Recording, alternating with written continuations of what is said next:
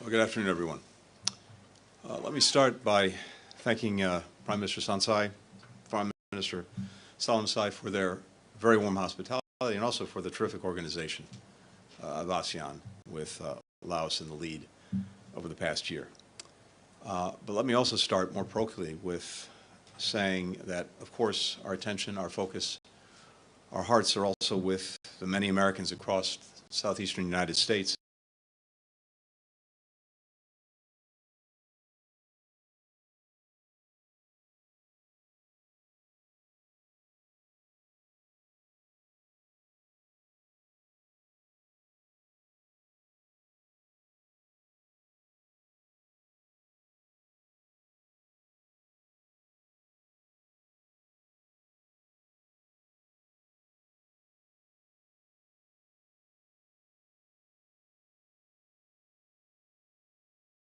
joining us today. I've now taken 20 trips to the Indo-Pacific in this job, and I've gone to ASEAN countries. I'm here in Laos because I've gone to 8 of the 10 ASEAN countries. I'm here in Laos because, as President Biden often says, so much of our future will be written in the Indo-Pacific. Recognizing that reality, almost 3 years ago now, the United States set out an ambitious strategy to advance a shared vision for a free, open, prosperous, connected, secure, and resilient Indo-Pacific region. Today, because of a lot of diplomacy over these last 3.5 years, the United States and our Indo-Pacific partners are closer and more aligned than ever, and that's certainly the case with ASEAN. In 2022, President Biden pledged what he called a new era in US-ASEAN relations. Together, we've elevated our relationship to a comprehensive strategic partnership.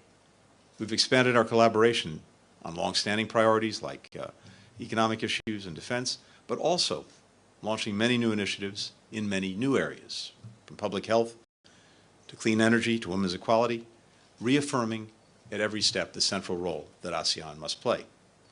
Here in Laos, our comprehensive partnership continues to deliver for people, improving maternal and child health, supporting sustainable development, healing the wounds of war, investing in the potential of and ties between our people. That focus on the needs and on the aspirations of our combined 1 billion people is what animated our work today with the United States and ASEAN and at the East Asia Summit. The remarkably robust economic ties between the United States and ASEAN, these have long been central to our relationship. The United States is ASEAN's #1 provider of foreign direct investment. And that's very meaningful because what it tells you is there's tremendous trust and tremendous confidence in the future. People don't make investments if they don't have that confidence in the future. And it also is, of course, a tremendous generator of jobs and opportunity.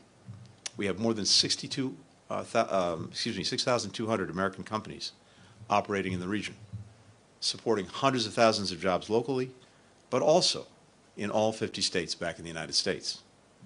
In our meetings today, we committed not only to growing this partnership, but to continue to modernize it. So, for example, we're working to implement the ASEAN single window. This is a one-stop portal that will make regional trade faster, cheaper, more reliable. Already, we've got innovations, for example, innovations that make it easier to exchange customs forms and other documents electronically. That initiative alone has cut transaction times by 4 days and saved more than $6.5 billion.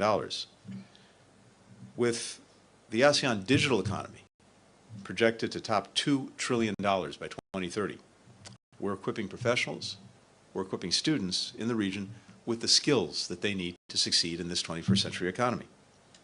For instance, we've created an online education platform that's enabled tens of thousands of students and people to complete courses, earn credentials in subjects like science, technology, entrepreneurship.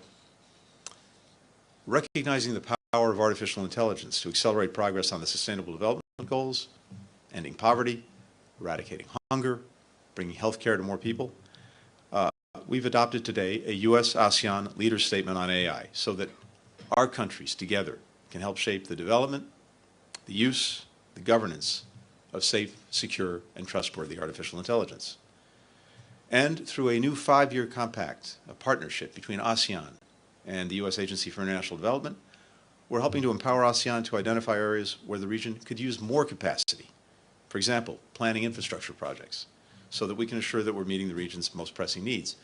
One of the things that I've heard from our colleagues is the importance of focusing on skills, on reskilling, on upskilling, on helping to build human capacity, as well as practical infrastructure and technological capacity. Fundamentally, that underscores the point that the foundation of the partnership between the United States and ASEAN is our people. This year marks a decade of the Young Southeast Asian Leaders Initiative. I remember being there at the founding during President Obama's administration. We now have a remarkable partnership that involves over 160,000 young people. So, to sustain the momentum, we're doubling the Waisili program, as well as the number of ASEAN Fulbright students who will be studying in the United States. We've established already an ASEAN Center in Washington to help foster greater economic and cultural ties between our nations. We're also working to unleash the potential of all of our people. Building on last year's first ever ASEAN high-level dialogue on disability rights, we're working to make ASEAN's economy and infrastructure more accessible, more inclusive for people with disabilities. All of these investments in our economies, in our health systems, in our infrastructure, in climate, in people, all of these investments are good for people in ASEAN countries and for Americans back home, creating jobs, powering innovation, addressing challenges that we can only effectively meet when we're working together. Now, that's also true when it comes to regional and global issues of shared concern. We continue to underscore the importance of upholding freedom of navigation and overflight in the South and East China Seas, as well as the need to maintain peace and stability across the Taiwan Strait. We're intensifying our effort to chart a more peaceful, inclusive, democratic future for Myanmar and address the DPRK's dangerous and destabilizing behavior. We're standing for the sovereignty, the independence, the territorial integrity of Ukraine, and the ability of people everywhere to chart their own course, to choose their own future, free from force, coercion, aggression. We also discussed the conflict in the Middle East. This week marked 1 year since the horrific October 7th attack on Israel, where, among other things, citizens of ASEAN nations were among the hundreds brutally killed or captured by Hamas, including 6 Thai citizens who remain hostages to this day. We continue to engage intensely to prevent broader conflict in the region, to bring all the hostages home, to get assistance to Gazans who so desperately need it and end the conflict, to reach a diplomatic solution in Lebanon, to support Israel's right to defend itself against Iran and its terrorist proxies, to find a path to halt the cycle of violence and move toward a more integrated and prosperous Middle East. I'd also note that even as the United States and our Indo-Pacific partners have drawn closer together these past 3.5 years, we've also worked to deepen the connections between partners in this region and partners around the globe, particularly in Europe. ASEAN and the EU held their first ever summit in 2022, and they've expanded cooperation on everything from cybersecurity to counterterrorism to climate change, reinforcing our own efforts in these areas. This increasing collaboration across regions reflects the fact that our fates are intertwined. Making life better for our people requires us to coordinate in novel ways, to build new coalitions, to reinvigorate and reimagine existing partnerships. Today's meeting again showed the power and possibility of those partnerships, and I'm grateful to all of our ASEAN friends for their continued efforts to advance a common vision for the region and for our shared future. Thank you. We will take 4 questions. We'll start with Alex Eliev from Tehran News. Thank you so much, Mr. Secretary. Good to see you. I have a multi-parter, if you don't mind. I will start with Russia's, please. We'll start with Russia's Lavrov, because we saw you in the same room at the same event this morning. We were curious if you had any direct interaction with him during your engagements here. And if I may, Mr. Secretary, I would also appreciate your thoughts on the latest reporting from home, suggesting that former President Trump had as many as 7 private calls with Putin since leaving office. Now, I know you have made it clear you do policy, you don't do politics. With that in mind, Mr. Secretary, I was wondering if Putin getting phone calls from former U.S. president undermines your policy of isolating Putin, due to his brutal war in Ukraine. And now, if I can also pivot to Taiwan on behalf of my colleagues, because as you know, China has intensified its military threats on Taiwan during Taiwan's celebration of its National Day.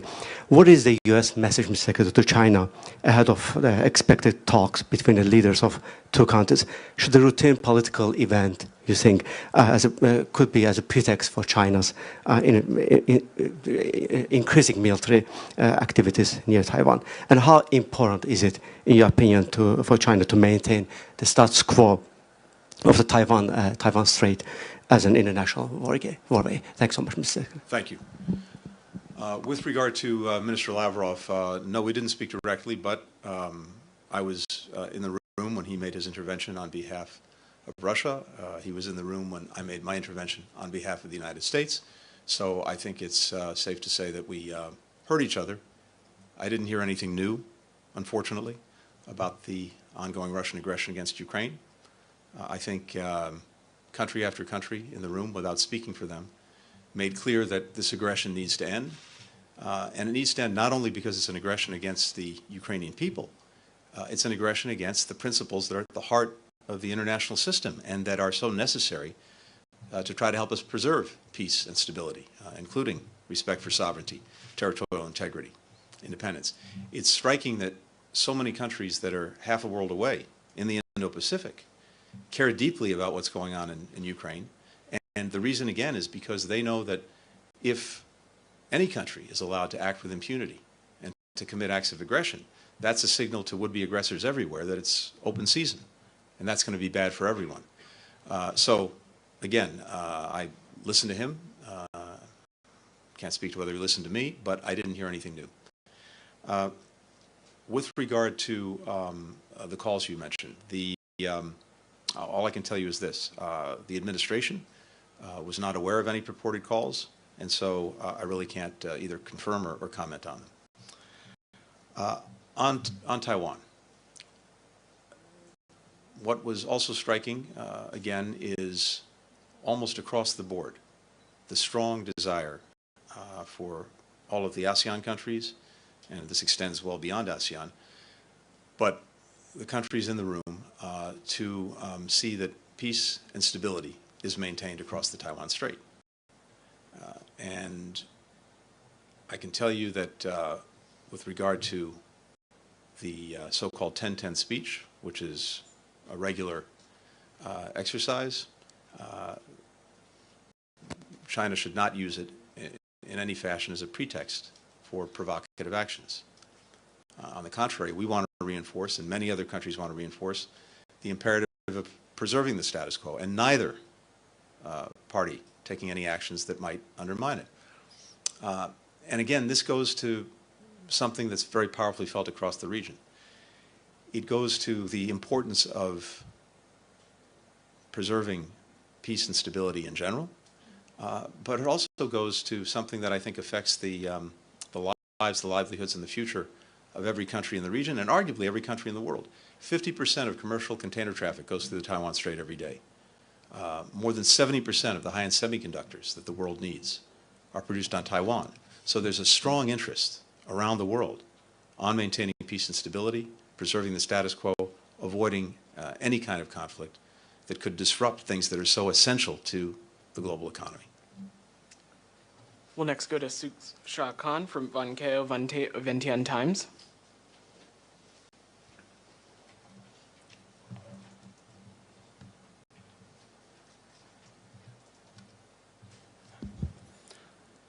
Welcome to Laos, Mr. Secretary. I hope you enjoy your stay in Laos food. Thank you. I am Suksakon Venkel of Vientiane Times, representing our Lao media team. You briefly touched on the growing relationships between Laos and US after the comprehensive partnership has been established for almost 10 years. And I'm curious, please share with us what significant impact has this upgraded comprehensive has produced so far, and how do you see it's going forward in the next decade? And you also briefly mentioned about UXO. UXO remains a big problem in Laos. As leaders convene the summit here in Vientiane, a person was injured just this week from the UXO explosion. Children's playgrounds remain unsafe, and President Obama pledged to do more and increase funding to solve UXO. So what has been done to fulfill this promise, and are you comfortable to reassure U.S. commitment to help Laos address UXO remain unwavering priority to the US-Laos partnership? Thank you. Good. Thank you very much. So our countries have been partners for some time, but I think, to your point, the comprehensive partnership that we established in 2016, that guides the relationship. And what we're doing is constantly working to update it, strengthen it, and make sure that it's addressing the needs of people. That's our responsibility. So, for example, one of the things that we've talked about is doing even more work together on helping to build human capacity here in Laos, helping ensure, especially young people, have the skills that they need to be successful in the economy and in an increasingly global economy. And so the work that we'll do through the partnership on things like upskilling, reskilling as necessary, I think is something that will be increasingly central. We always have to come back to this question of how is what we're doing together benefiting our people? How is it producing tangible results? And of course it is in a number of areas, and I described some of them a few minutes ago. But this focus on really developing capacity is, I think, something you'll see increasingly. And of course the exchanges that we're doing is another way of getting at that. In terms of the unexploded ordnance, this is an ongoing imperative and something that we're deeply committed to. We provided nearly $400 million over the years in order to help deal with the unexploded ordnance. That's enabled us to remove more of it, and certainly over that period of time it's meant that fewer people have been injured, but this is an ongoing necessity and an ongoing responsibility that we take very seriously. Thank you. Go to Julia Jester from NBC News. Thank you, Mr. Secretary. You mentioned in your opening remarks that the conflict in the Middle East came up here at ASEAN. Some of the leaders have been critical about U.S. stance with regard to Israel and Gaza. What were some of the criticisms that you heard from leaders, and what did you tell them to perhaps reassure them of progress toward a ceasefire? And on Lebanon, the latest there, Netanyahu is putting pressure on the citizens of Lebanon to choose a new leader, threatening them with Gaza-like, quote, destruction and suffering if they do not put Hezbollah out of power. Do you believe the onus is on the Lebanese people to overthrow the terrorist group? And if not, would the U.S. support Israel in taking actions in parallel to what they've done in Gaza? And if I may, on Gaza, the Biden administration has said the U.S. is having, quote, urgent conversations with Israel to ensure humanitarian aid reaches Gaza, specifically northern Gaza. Is the U.S. willing, in compliance with the Leahy Law, to put restrictions on U.S. military aid to Israel if the U.S. determines that Israel is in fact blocking the delivery of humanitarian aid? Good. Thank you. So I don't want to speak for other countries, except to say that, yes, and as I mentioned, the overall situation in the Middle East, as well as specific pieces of it, came up in many of the conversations that we had. And I think there's deep concern across the region on a number of fronts, but primarily something that we're deeply concerned with, which is trying to prevent the conflict in Gaza that started with the horrific attacks of October 7th from spreading, from going to other places and other fronts. And one of the things that I reassured many of our colleagues about was the intense focus of the United States, which has been the case going back a year, in doing just that, preventing these conflicts from spreading. And we're working on that every day, whether it's with regard to Lebanon, whether it's regard to Israel and Iran, the Houthis, the various actors. Unfortunately, what we have is, among other things, a so-called axis of resistance led by Iran that looks to create other fronts in different places. We're working very hard through deterrence and through diplomacy to prevent that from happening. There's also obviously deep concern that we share about the plight of children, women, and men in Gaza, who for now a year have been caught in a terrible crossfire of Hamas's instigation. And for us, this has been a constant area of emphasis, trying to make sure that they're getting the assistance that they desperately need. And we're intensely focused on that question now. I have real concern about the inadequacy of the assistance that's getting to them. This is particularly true in the north, but not exclusively in the north. So we've been very directly engaged with Israel on the imperative of addressing the humanitarian needs of people in Gaza. And when it comes to the law, I'll simply repeat what I've said all along. We will apply the law. I have a continuous obligation to ensure that assistance we're providing is done in accordance with the law, whether it's the Leahy law, whether it's international humanitarian law, whether it's other things that we're responsible for. And I've also made clear, and we've made clear that that's an ongoing responsibility and one that I take very seriously.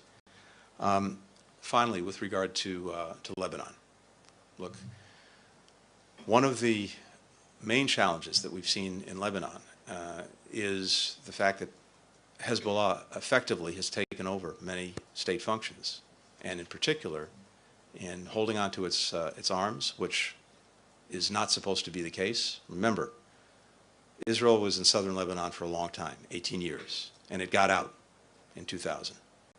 And part of getting Israel out of Lebanon were important understandings that are in UN Security Council Resolution 1701, 1559, that, among other things, would make sure that forces are not up at the border between the country, certainly not irregular forces like Hezbollah, and non-state actors are supposed to be disarmed.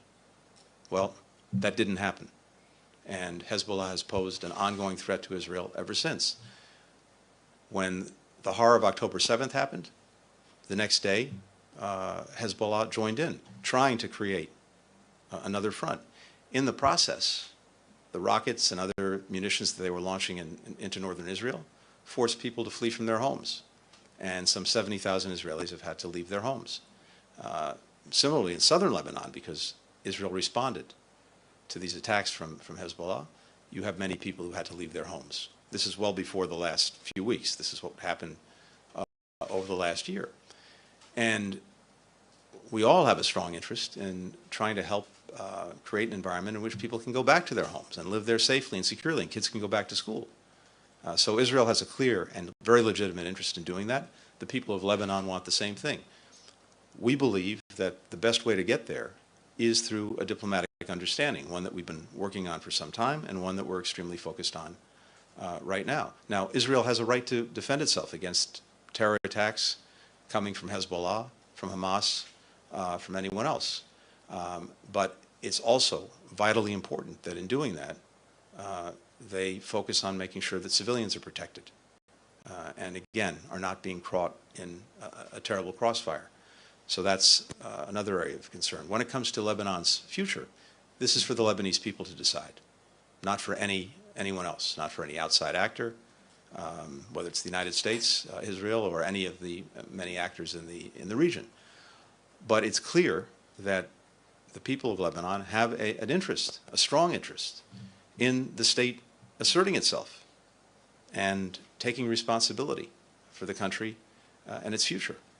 The presidency's been vacant for 2 years now, and for the Lebanese people, having a head of state would be very important. But that's for the Lebanese to decide, and no one else. We've been engaged in conversations. I've been engaged in conversations with countries throughout the region, and with Lebanese themselves.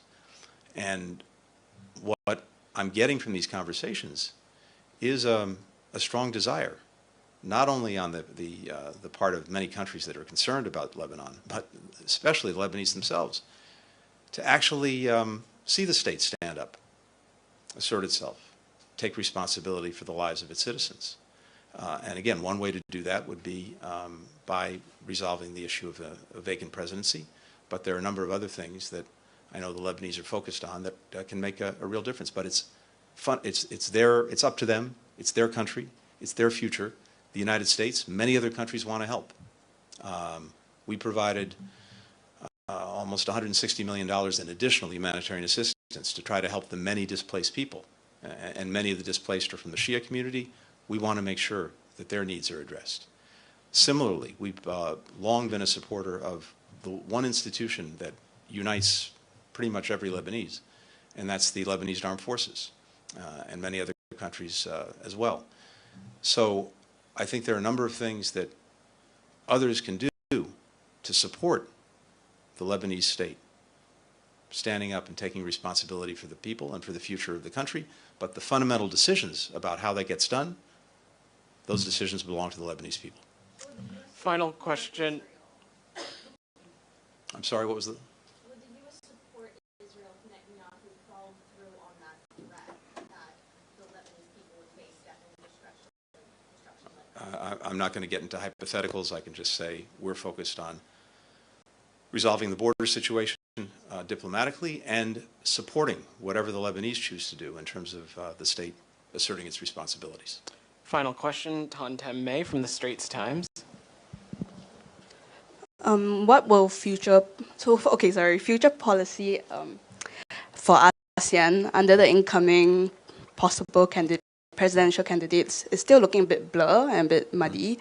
So I was wondering, for ASEAN, what can we expect, for US-ASEAN relations to look like in January?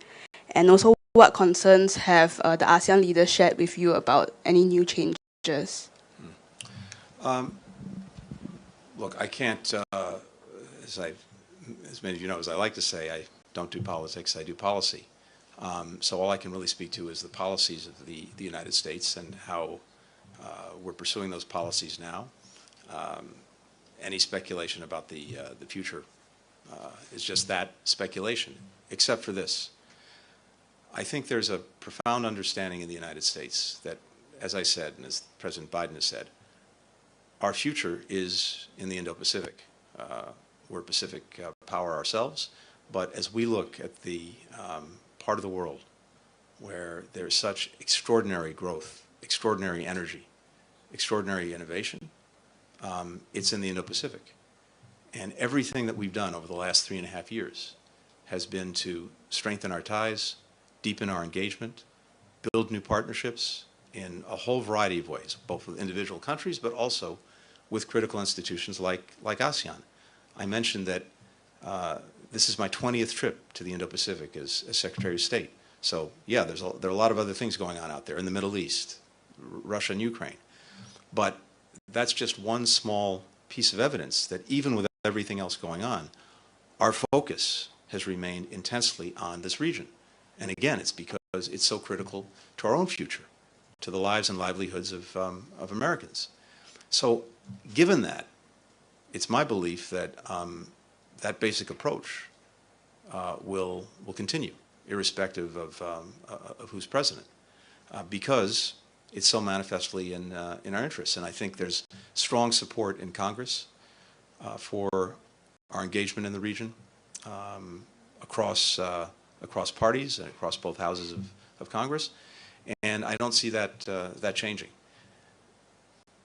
So as long as we remain resolutely focused on the interests of our people, those interests bring us, call on us to continue to do even more, not just with ASEAN and the countries that make up ASEAN, but throughout the Indo-Pacific. And I really strongly believe that that's a matter of bipartisan consensus and something that's not going to change. Thank you. Thanks, everybody. Thank you.